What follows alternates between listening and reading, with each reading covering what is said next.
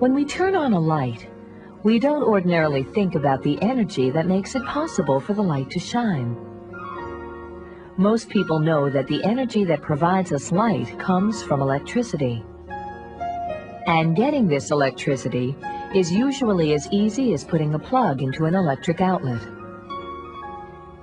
If we trace this electricity back to its source, we would see that it is brought into our homes by electric wires, and that these lead to larger power lines that crisscross our country carrying great amounts of electricity. These power lines in turn lead to power plants that are the source of our electricity. Many of these power plants generate electricity by burning coal, oil, or natural gas. These are known as fossil fuels. Fossil fuels were formed from the remains of living things that died millions of years ago and were gradually buried under many layers of rock and soil. Under great pressure and heat, this material slowly turned into oil, coal, and natural gas that can be pumped or dug from the ground. We depend on fossil fuels for many of our energy needs. Oil, for example, goes through a refining process that turns it into different products, including the gasoline that powers most of our cars, and the jet fuel that enables planes to fly. We often cook and heat our homes with natural gas. And many industries depend on oil or coal to run their machinery and to manufacture things. But there are problems with our dependence on fossil fuels for energy. One problem is that eventually we will run out of these fuels. Already it is becoming much harder to discover new places where oil can be pumped. Another problem is that burning fossil fuels, particularly oil and coal, damages the environment by releasing harmful wastes and gases into the Earth's atmosphere. The atmosphere is a layer of air that surrounds the Earth. This air is a mixture of different gases, including oxygen, nitrogen, and carbon dioxide. Carbon dioxide in the atmosphere traps heat from the sun through a process called the greenhouse effect. The greenhouse effect is named after greenhouses where plants are grown. A greenhouse traps the heat from sunlight, making it warm enough to grow plants even in the winter. You can do an experiment to observe how a greenhouse works. Put a thermometer inside an empty fish tank. After a minute, note the temperature. Then, put a sheet of glass over the top of the tank. The glass lets the light and heat from the sun in, but prevents some of the heat from leaving. After a few minutes, check the thermometer again. You should be able to observe an increase in temperature. Carbon dioxide in the Earth's atmosphere acts like the sheet of glass. It lets in sunlight, but traps some of the heat. This is a good thing, up to a point. Without carbon dioxide in our atmosphere and without any greenhouse effect, our planet would be, on average, about 60 degrees colder. For many thousands of years, carbon dioxide remained at small levels, just enough to keep the Earth comfortably warm. But now some scientists fear that too much carbon dioxide has entered the atmosphere, mainly because of the ways humans have been using energy. The problem started over 150 years ago, when people began building factories that burn fossil fuels.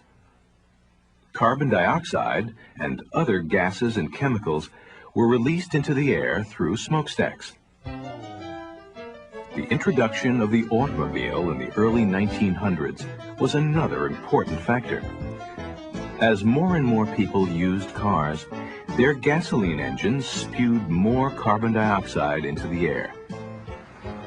According to some estimates, the amount of carbon dioxide in the atmosphere has increased 10% in the last 30 years. And the problem may get much worse if we continue to burn large quantities of fossil fuels.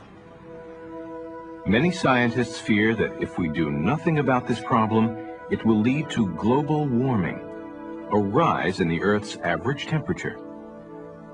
While it is difficult to predict how much the Earth's temperature might rise, even a small increase could have serious consequences. Parts of the world might become drier, making it difficult to grow crops. The Great Plains of the United States, for instance, is one of the world's most productive farming regions. But with even a slight increase in temperature, it could become much more difficult for farmers in the Great Plains to grow corn, wheat, and other crops. Increases in temperature might also cause large amounts of glacial ice to melt. And this could cause the water level of the oceans to rise. Low-lying coastal regions and cities would then flood. Much of Florida, for example, might be underwater. Some scientists doubt that global warming will occur, even if carbon dioxide levels in the atmosphere continue to increase. But many people feel that we should be taking the risk very seriously. Global warming isn't the only threat to the environment from the use of fossil fuels. Smog is another. Smog is a major health problem. Along with cigarette smoking, it is a leading cause of different kinds of lung disease. Smog is caused by a number of different things. The smokestacks of power plants and factories that burn coal release chemicals into the air that cause smog. Smog-causing chemicals also come from the tailpipes of cars when they burn gasoline. In the air, the chemicals from cars, factories, and power plants, as well as from other sources, mix with other chemicals and are baked by the sun to form smog. Smog is often very visible, but another kind of pollution, acid rain, is more difficult to see. To the eye, acid rain looks like any other rain, but it contains harmful amounts of acid. Acid rain results from invisible chemical particles that are produced by burning fossil fuels for energy.